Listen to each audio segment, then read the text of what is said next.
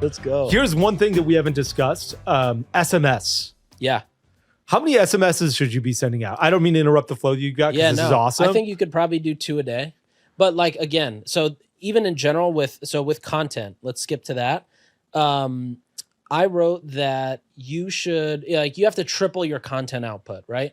So even with SMS, even though you're sending a sale, you have to always think of SMS is like the most protective place. It's like the most intimate, vulnerable place that somebody has given you access to. It's like the closest to somebody saying, come into my living room. And so even with SMS, I think just make it fun. Like, have a reason for somebody to be excited to open that text outside of just the sale. It could be like something humorous. It could be something exciting. It could be a fun fact. Could be whatever. It could be a cool story. But like, have something exciting so that when people open it, they're not just like, fuck, man. Like Brooke Linen sends, I think, an ungodly amount of SMS messages. And it's like, the sale's ending the next day. New sale. But like, there's nothing else that's exciting about it. But if you made it fun and, you know, you got to get somebody addicted to your SMS messages. I think that's great. So I'll say 2 things. One is no one in the world send out more SMSs than Cut's clothing. Yeah. Cut sends out more than, like, you know, your girlfriend sends out to you. Like, you're just like, God, again?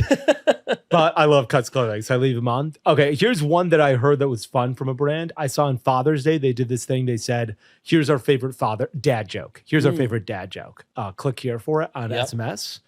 I'm not sure if that's, like, I don't know how to get people addicted to SMS without being like sale. In fact, I think that the real estate is so precious. It might, like, I think that I'm on the other side of that, actually. I'm like, the only way to addict me to your SMS is sales. Yeah. So don't bother me often unless you've got a sale. Totally. So I don't know how to balance that. I don't know how to be like, I think SMS should always be reserved for what is the most convenient thing for the other person, which a lot of times is a sale. Yeah. But even when you're writing that sale message, I think the thing I try to do is I think, okay, who is somebody I know personally that probably represents 65% of our customer base? And then how do I just send that one person a text? Yeah. And you just copy paste that into PostScript. Yeah.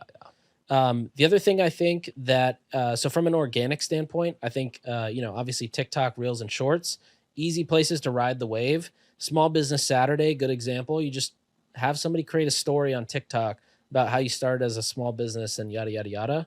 I think if you're normally posting 1 time a day on social, you should be posting 3 times a day during the sale periods. The other thing is everybody is just generally creating content, right? You're paying content creators, influencers, some studios, whatever. Anytime you're shooting video, Q2 or Q3 onwards, if it's an influencer, for example, just have them make an additional hook saying, it's Black Friday season.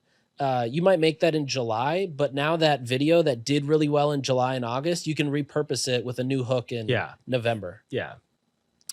Again, all live links should include UTMs, discount codes, all BNPL callouts should be in there.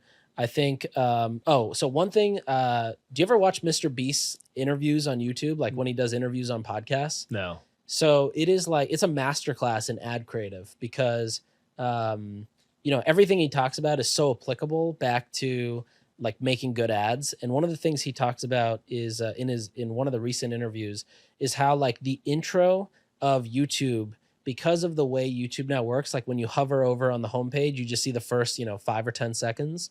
It has to be so flashy and so big and so grand. And I think the same thing applies here, especially on Black Friday. People are going to be scrolling even faster than normal to just see what's happening. Yeah. And you got to make sure that in that, half a second that you're on somebody's screen, you got to do something that catches their attention. Yeah, definitely. I love that Mr. Beast does that. That doesn't surprise me because he's a master of YouTube.